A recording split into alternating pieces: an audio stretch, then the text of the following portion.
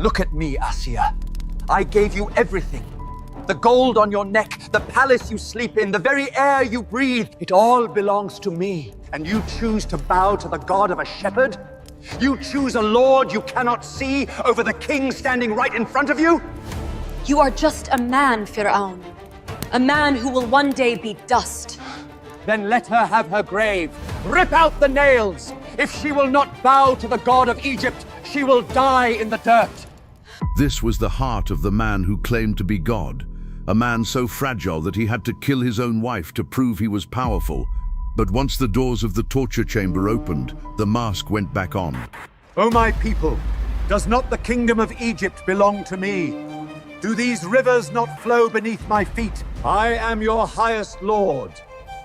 There is no god for you, except me. Egypt had a ruler who didn't only want obedience, he wanted ownership over the land, over the people, even over the river that gave Egypt life. Egypt was the strongest nation of its time, cities built along the Nile, fields that produced wealth, markets full, palaces not made of stone, but of arrogance. And at the center of it all, one man, Pharaoh. How dare they leave without permission? Gather all the forces at once! We will pursue them! He thought he was a god. He thought he was the smartest man in the world. But he was hiding his own end, in his own home. This is a story about the arrogance that makes a man blind to the very truth in front of his eyes. Musa speaks to me of a lord in the heavens? How strange. I have looked at the sky every day of my life, and I have never seen anyone up there giving me orders. Everyone knows how the king of Egypt died.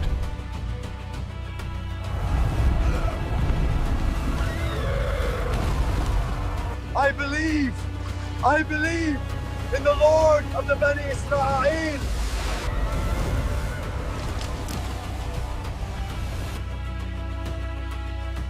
But very few understand the series of choices that made that ending inevitable.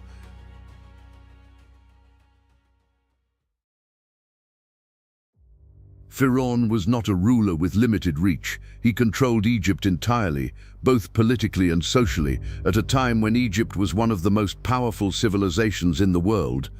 At that time, Egypt was a superpower, wealth, armies, and stability built around the Nile. Firawn sat at the center of that system. From the highest officials to the lowest guards, his word shaped what could happen and what could not. In Egypt, no one moved, no one spoke, and no one breathed without fear of consequence. My lord, the workers in the east are complaining. They say the quotas are impossible and they ask for a day of rest. If they have time to complain, they have time to think. And if they have time to think, they forget who owns the ground they stand on. Increase the quota. Let them learn that their breath is a gift from me, not a right. His authority was supported by a structured system. Officials, soldiers, and administrators carried out his orders without resistance, allowing him to impose decisions across the land without challenge. As Egypt's power grew, so did Firawn's confidence. Over time, authority turned into arrogance, and leadership turned into absolute control. In that society, Firawn was not treated as an ordinary king. Political loyalty and religious devotion blended together until obedience was no longer just expected, it was believed. Why do you look to the clouds for rain? The Nile rises because our king commands it. He is the provider. To doubt his word is to doubt the very food in your mouths. The Nile played a central role in this. It sustained agriculture, trade, and life itself, turning desert into wealth and allowing Egypt to flourish while surrounding lands struggled. And beneath that prosperity lived one people under constant pressure, Bani Israel. They were separated from the rest of society and reduced to forced labor. Their men were worked until exhaustion became normal, day after day, year after year. Their women were spared, not out of mercy, but to ensure the system of control could continue. Why do we let the women live? They are just more mouths to feed. Dead women don't make babies. Use your head. It's not about today, it's about making sure this empire never runs out of hands. This deliberate imbalance, comfort at the top, suffering below, became the foundation of Fir'Awn's rule, and for a long time it appeared to work. Until one night, Fir'Awn saw a dream. He saw a fire spreading from the direction of Beit al-Maqdis. It moved across the land, burning the houses of Egypt, while the homes of Bani Israel were left untouched. He woke up shaken. Fir'Awn didn't treat it like a passing dream, he treated it like a warning. By morning, the palace was filled. Scholars, astrologers, and advisors were summoned, their only task to explain the dream's meaning. The silence is getting expensive. Explain the dream. Do you think I gathered the wisdom of Musa to watch you tremble? Speak, or I will find a more useful tongue in someone else's head. My lord, the vision is not about the land. It is about lineage. Tell me the rest. A child will be born among Bani Israel. Through his hands, your kingdom will be destroyed. Everything you have built, your power, your wealth, your name, will end. This was not rebellion. There was no army, no uprising, just a birth.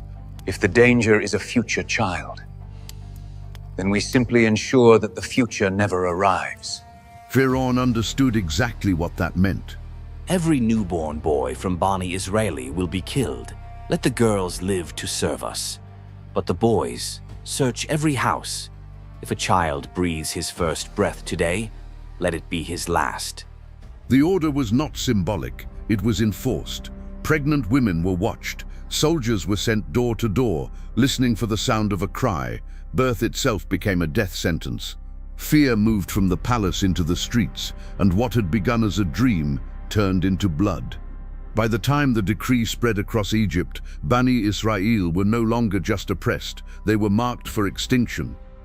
By sunrise, it wasn't just an order in a throne room.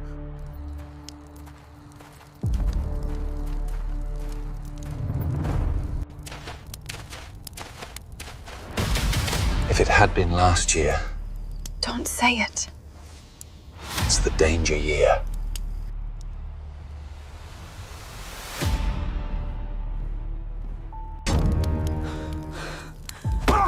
Open it! Open it! Open the door!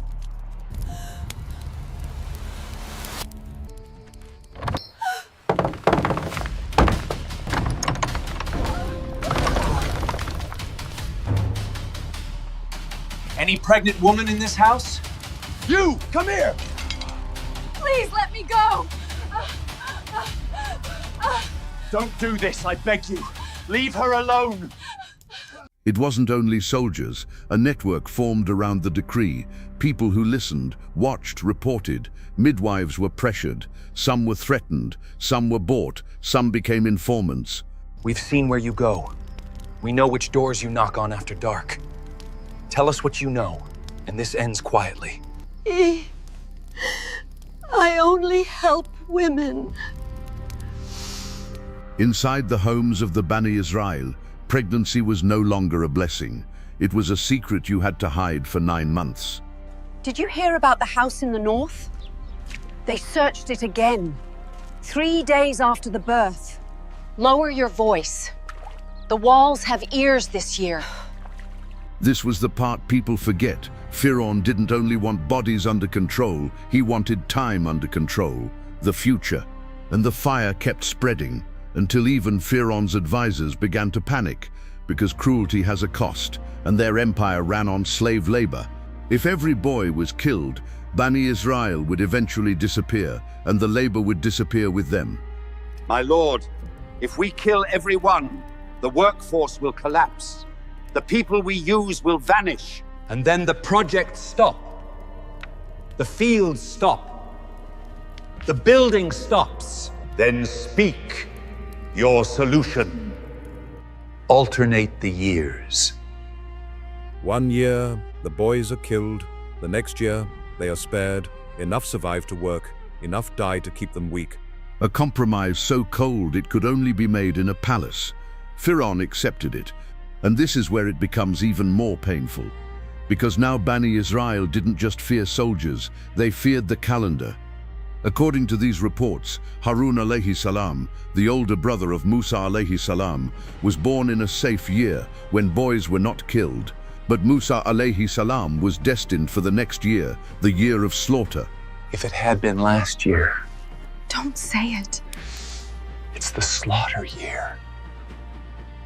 So, when that year came and the decree returned to full force, the terror wasn't a surprise, it was expected. And in that year, under that law, one woman from Bani Israel became pregnant with a boy. In the killing year, even pregnancy became something you tried to hide. You hid your face, you hid your belly, you hid your joy. But eventually, the secret could no longer be hidden. In the dead of night, behind locked doors and muffled walls, a new life began in the shadows. A boy in the killing year, a boy under a decree. Quiet, my love. Quiet. In that moment, she wasn't thinking about the future. She was thinking about the next 10 minutes. Because it was enough for a cry to travel and soldiers to follow. This is the moment when Allah intervened, not with an army, not with a miracle in the sky, but with guidance in a mother's heart. Allah inspired the mother of Musa alayhi salam. Feed him, and when you fear for him, put him into the river. Do not fear and do not grieve. We will return him to you, and we will make him one of the messengers. It's not the river I'm afraid of. She fed him in secret, and every day the fear grew. Because the older he got, the harder it became to hide him. A baby doesn't understand decrees. A baby doesn't understand killing year. The threat was closing in. You promised. My Lord. You promised. No mother is built for this, but she did it. She placed her child into the chest and set it onto the Nile. Her heart nearly gave out. She was close to running after it, close to screaming who he was, until Allah strengthened her. Follow it. Don't let anyone notice you. Just tell me where it goes. The chest floated and floated until it reached the one place it should never have reached, the palace. Look! Something has come from the river. In a killing year, that cry should have meant death. But Allah placed something else into that moment. Stay back. Don't touch him. A Hebrew boy. You know the law, Asiya. No boy survives this year. He was inclined to end it there, but Asiya spoke before the order could form. He is a comfort for my eyes and for yours. Do not kill him. Perhaps he will be a blessing to us, or we can take him as our own son. The decree maker spared the child, and he didn't realize he had just brought the prophecy into his own home. But there was a problem. The child would not drink, not from the richest or the healthiest women in the palace. Shall I direct you to a household who will care for him sincerely? And with that, the sister ran straight back to the one person in Egypt whose arms this child trusted, his mother. They gave her the child, and the moment he touched her, he latched on, calm, feeding, as if the palace had never existed. Allah returned the child to his mother, exactly as promised. And the most dangerous part of it all? Firawn didn't just spare Musa. He placed him under palace protection. He paid for his milk, and in the very house that ordered the killing, the child of the killing year was being raised as a prince. Years passed, and in the same palace that ordered the killing of boys, the boy grew up. Musa alayhi salam was raised under palace protection. He ate their food, he wore their clothes, he walked through rooms built by the hands of his own people, the Bani Israel. But outside those walls, the decree never really left. It just changed forms. And when Musa alayhi salam reached full strength, he wasn't just strong in body, he had a conscience that wouldn't let him look away. One day, he entered the city and saw something that Egypt had made normal. A man from Bani Israel being overpowered by an Egyptian. It wasn't a fight, it was a beating. Help me! For the sake of mercy, help me against him! That plea hit Musa alayhi salam like a blade. He stepped in. This doesn't concern you, Prince. Stay in your palace. But oppression always concerns the one who still has a heart. Musa alayhi salam didn't mean to kill him, but he was powerful and the blow was final. For a second, Musa alayhi salam stood there frozen, like his own strength had shocked him. Then reality hit. This is from the work of Shaitan. He is a clear, misleading enemy. In that moment, he didn't run to his palace, he ran to Allah. My Lord, I have wronged myself, so forgive me. And Allah forgave him. But forgiveness doesn't erase consequences in a world ruled by tyrants, because in Egypt, the law didn't care if it was accidental. A dead Egyptian was a dead Egyptian. Now here inside the court, the chiefs began to discuss one decision only: execution. And then Allah sent Musa alayhi salam help from the last place you'd expect. A man came running from the far end of the city. The chiefs are plotting to kill you. Leave, now. I am advising you sincerely. There was no time to argue, no time to gather anything. The palace that had raised him was now preparing to bury him. My Lord, save me from the wrongdoing people. And with that prayer, Musa alayhi salam left Egypt. Not as a prince, not as a protected name, but as a fugitive walking into the desert with nothing except Allah. Pharaoh thought the threat was a baby. He never imagined the real threat would grow up in his own house and then vanish beyond his reach. But the story wasn't over. It was only moving to the place where Allah prepares his prophets. Musa alayhi salam left Misr with nothing, and for the first time in his life, there were no palace walls behind him, no guards, no name that opened doors, just a man walking into open desert, wanted, alone and exposed. Days and nights passed like that, days and nights, until Egypt felt like a mirage behind him. He wasn't running toward comfort, he was running toward survival. He headed toward Madyan, outside Firawn's reach, a place where Misr's law couldn't follow. And when he reached Madyan, he didn't arrive at a palace, he arrived at a well. It was chaos, strong men forcing their way to the front. And then Musa alayhi salam noticed something that didn't fit. Two women standing far back, holding their sheep, waiting for a gap that would never come. What's the matter with you? Why are you not watering your flock? We can't water until the shepherds finish. And our father, he is an old man. That was all he needed to hear. No long conversation, no long speeches, just a situation that was wrong. He pushed forward and did what no one expected. He drew water for them, strong enough to force his way through the crowd, and clean enough in character that he didn't use that strength to humiliate anyone. And after that burst of effort, Musa alayhi salam walked away from the crowd and sat under the shade of a tree. Not like a hero, like a man with nothing left.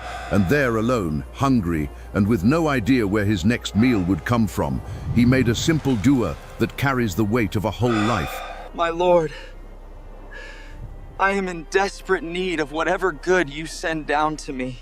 He didn't know that Allah was answering that dua before he even finished it. My father invites you, so he may reward you for watering our flock.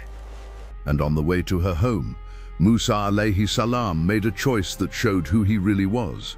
He asked her to walk behind him so his eyes wouldn't linger on her as she moved. Not because anyone was watching, but because he knew Allah was watching. When Musa alayhi salam reached the home, he met their father, an upright elder. The Qur'an doesn't name him, but many scholars identify him as Shu'aib alayhi salam. What matters is what he represented: safety, decency, a house not built on tyranny. Musa alayhi salam told him everything: his flight, his fear, the mistake that pushed him out of Misr. Do not fear. You have escaped from the wrongdoing people. You are safe here. For the first time in his life, Musa alayhi salam breathed like someone who might actually live. My father, hire him. The best one to hire is the one who is strong and trustworthy.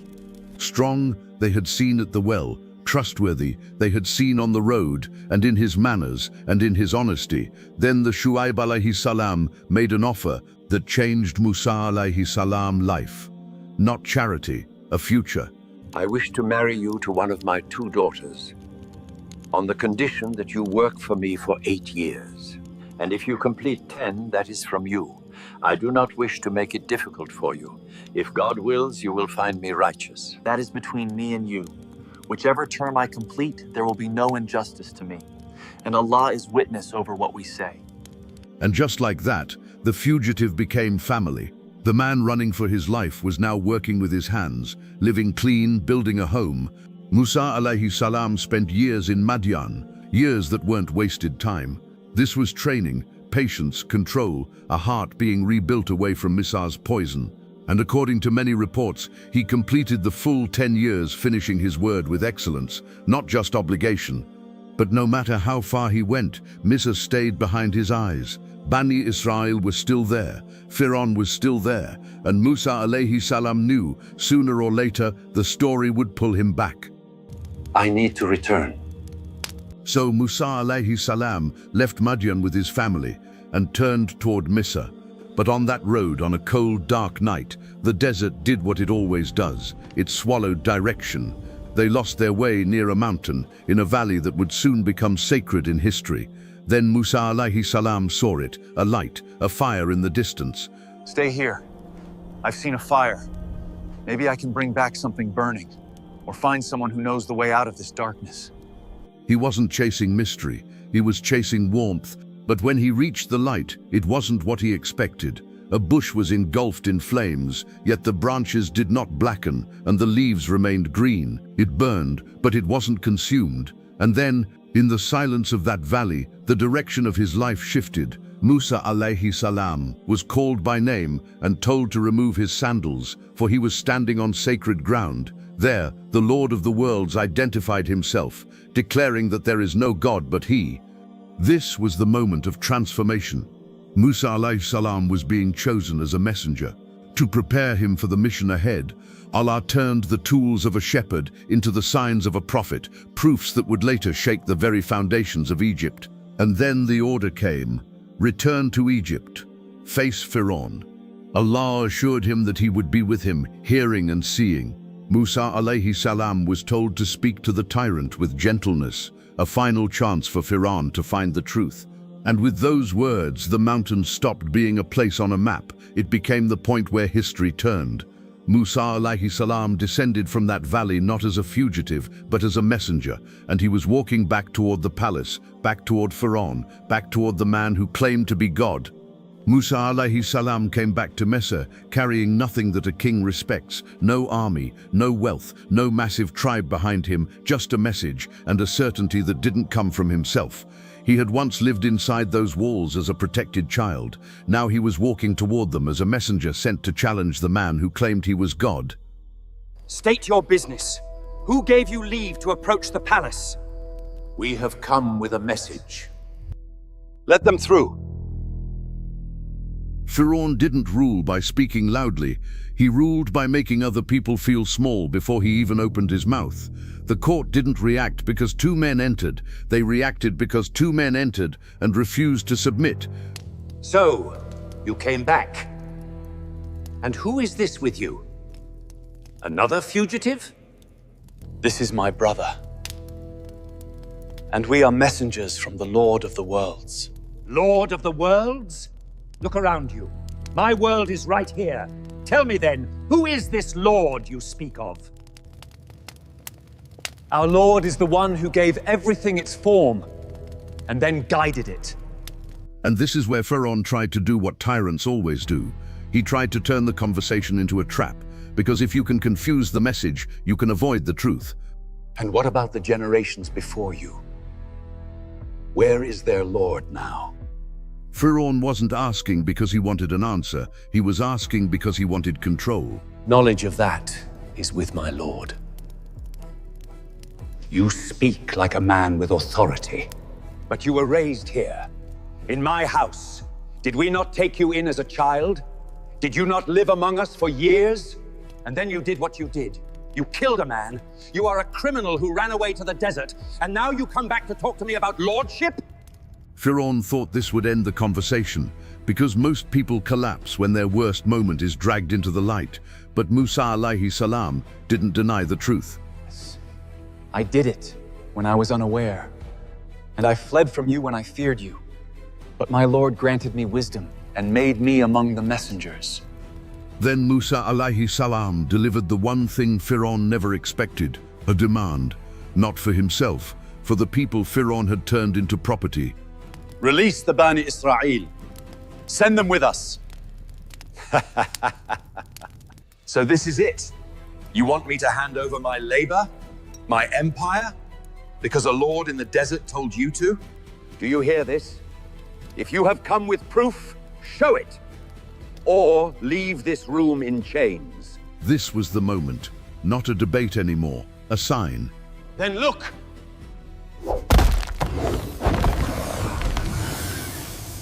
Fir'awn had seen fear in other people his whole life.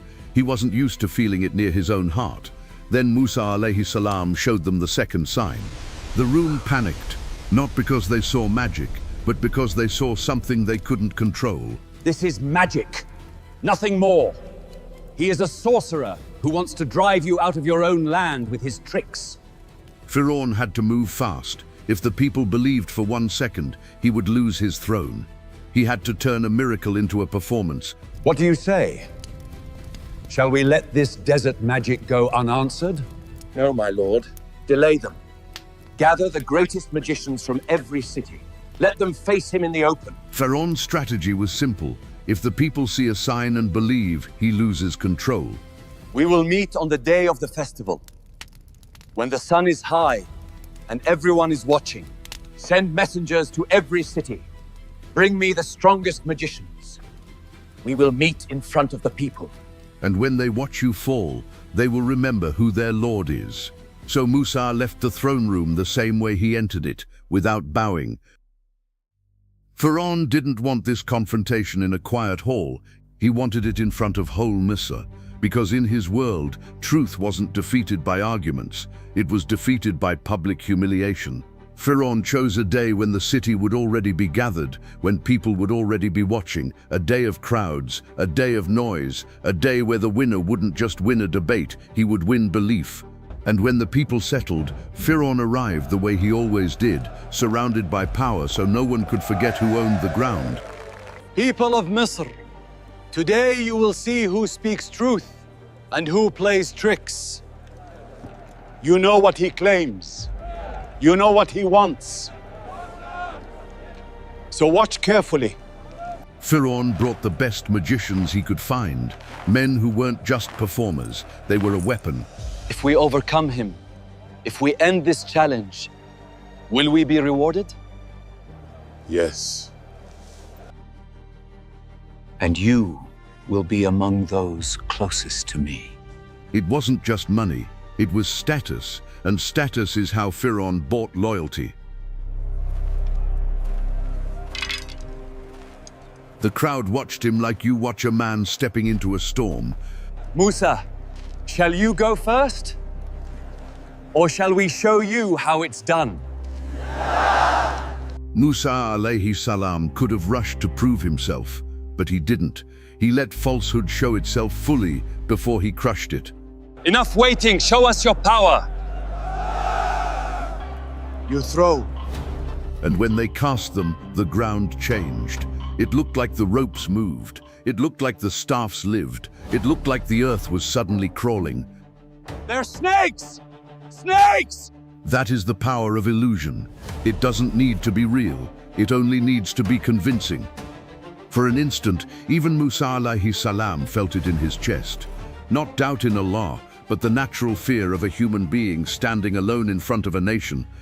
Then Allah steadied him, not with applause, not with comfort, with certainty. What you have brought is only a trick. Allah will expose it. And this is where the entire square learned the difference between a trick and a sign.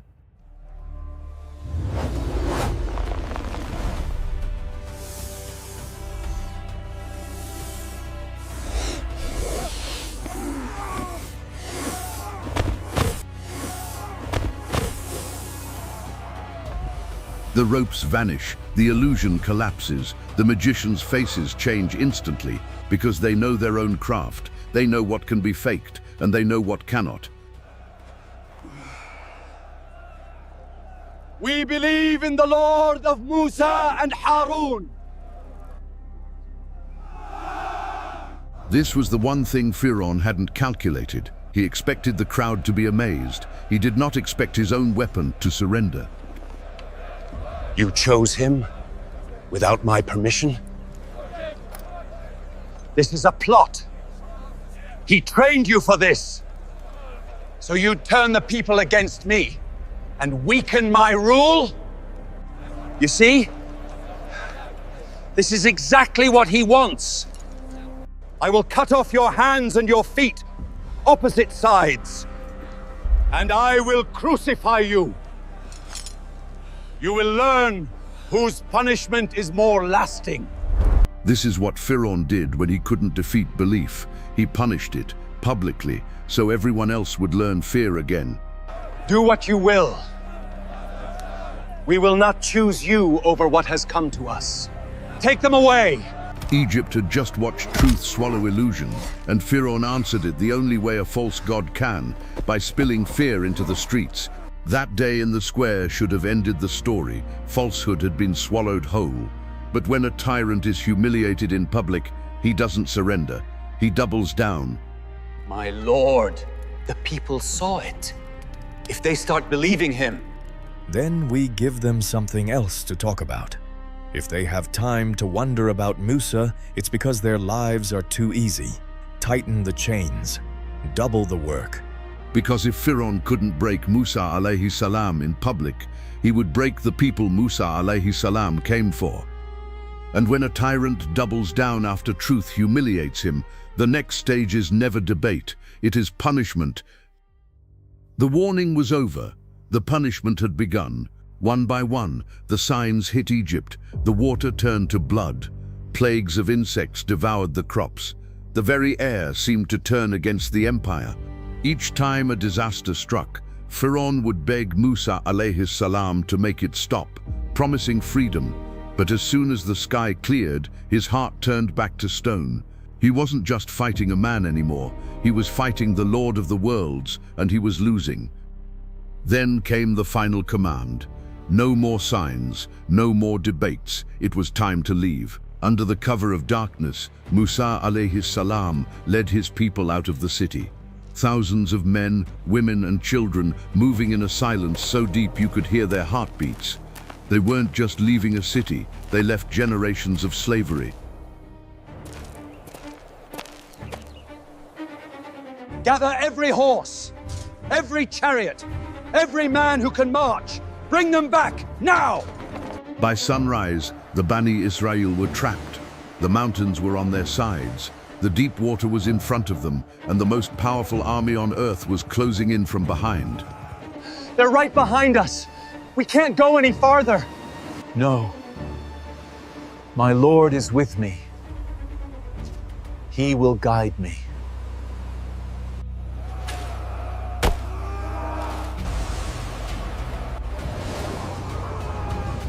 The impossible became a road. The Bani Israel crossed in awe, walking through the very heart of the sea. Even the sea obeys me. After them! Firawn thought he was chasing slaves. He didn't realize he was walking into his own grave. Then, the miracle ended. The walls collapsed.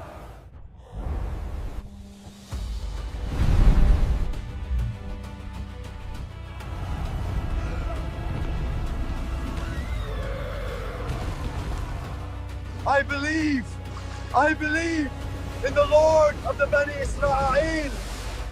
But it was too late for a king who only found his soul when he lost his breath.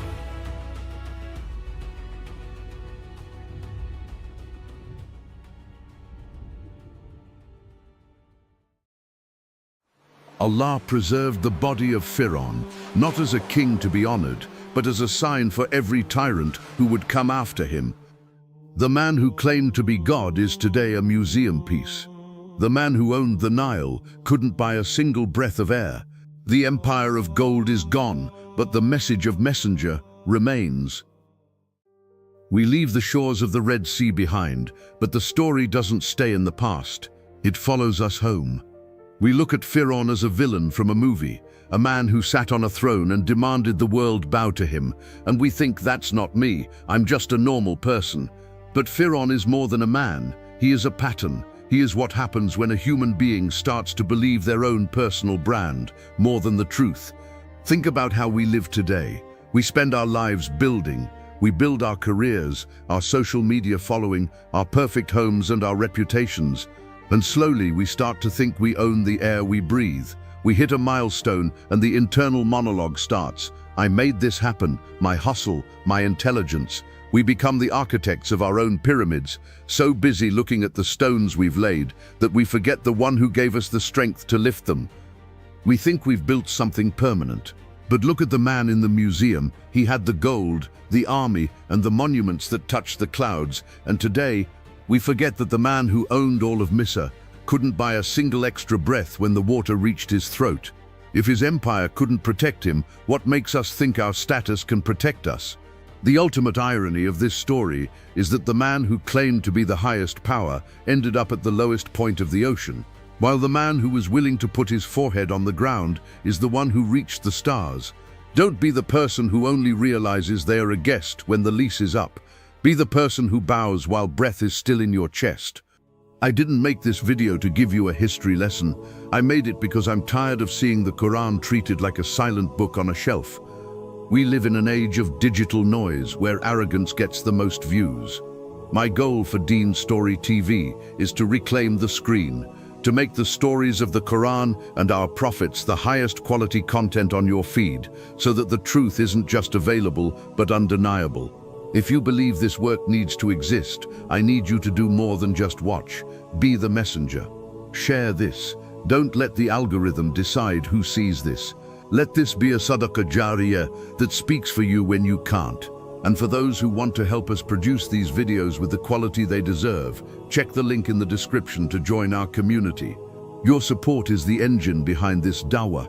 It allows us to compete with the distractions of the world and put the message of Islam back where it belongs, in the hearts of the people. Subscribe if you're with us.